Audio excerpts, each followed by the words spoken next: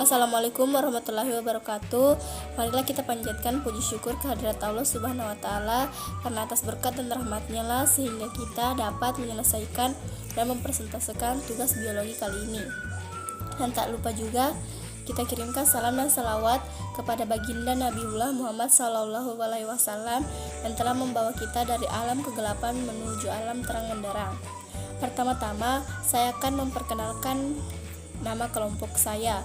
Saya sendiri atas nama Andel Mardiamin sebagai moderator, Irfani Tahira sebagai pemateri yang membawakan latar belakang, Asmayanti pembawa materi yang membawakan pengertian sintetis protein, Fahniati sebagai pemateri yang membawakan komponen-komponen, Abdul Rahim sebagai pemateri yang membawakan tahapan sintesis protein, transkripsi, Hardian Syadewa sebagai pemateri membawakan materi tahapan translasi, dan Ahmad pembawa materi yang membawakan kesimpulan, serta Hairul Razikin sebagai editor video.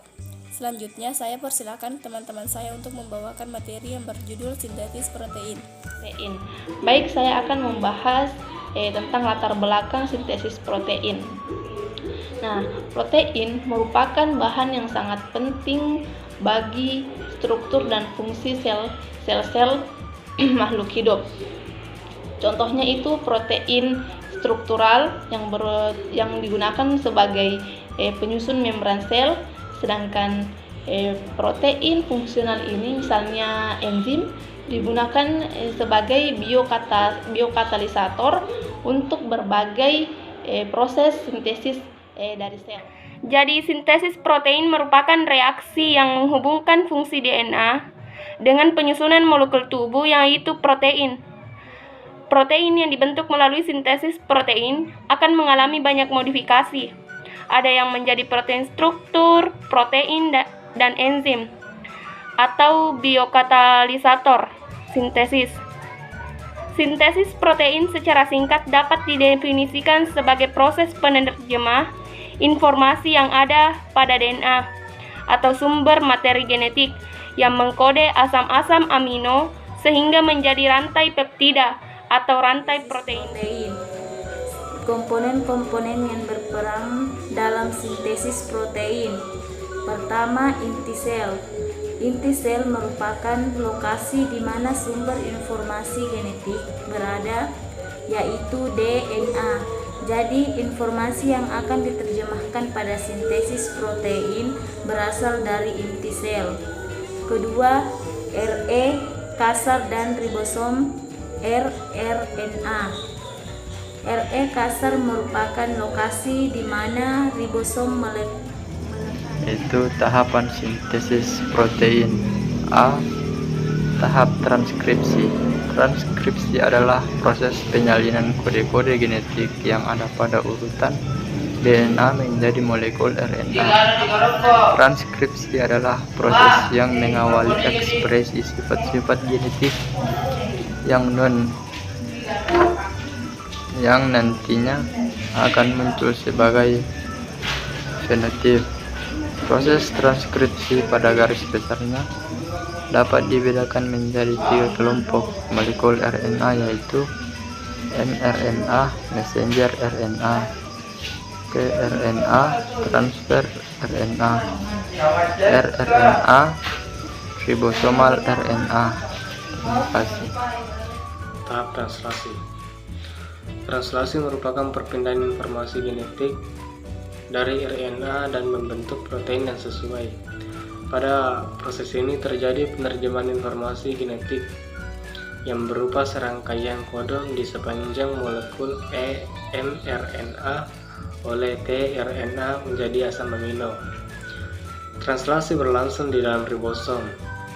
Ribosom disusun oleh molekul-molekul rRNA dan beberapa macam protein. Ribosom tersusun atas 2 subunit, yaitu subunit kecil dan subunit besar. Pada jasad prokaryote, subunit kecil mempunyai koefisien sedimentasi sebesar 30S, sedangkan subunit besar berukuran 50S. Tetapi Pada saat kedua unit tersebut bergabung, koefisien sedimentasinya adalah 7.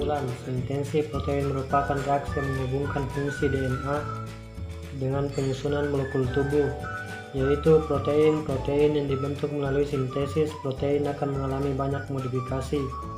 Ada yang menjadi protein struktur, proteksi, dan enzim. Sintesis protein terjadi di ribosom, yang mana bisa berada melekat pada retikulum, endoplasma, kasar ataupun berada bebas pada sitoplasma. Setelah selesai disintesis, protein pertama kali mengalami modifikasi pada organel badan Golgi. Proses pemindahan protein dari RE ke badan Golgi melalui suatu struktur gelembung atau sering dinamakan sebagai vesikula. Tahapan sintesis protein adalah replikasi, transkripsi, dan translasi. Replikasi adalah proses penggandaan DNA yang terjadi sebelum sel membelah waktu mitosis. Transkripsi adalah pencetakan mRNA oleh DNA template, DNA sense dengan menggunakan enzim RNA polimerase. Kode pada mRNA akan terbaca oleh ribosom dengan dibantu oleh tRNA yang terdapat di dalam sitoplasma. Hasil dari proses sintesis protein adalah rantai primer protein yang masih belum fungsional. Untuk menjadi fungsional, protein harus dimodifikasi di badan Golgi sesuai kebutuhan sel.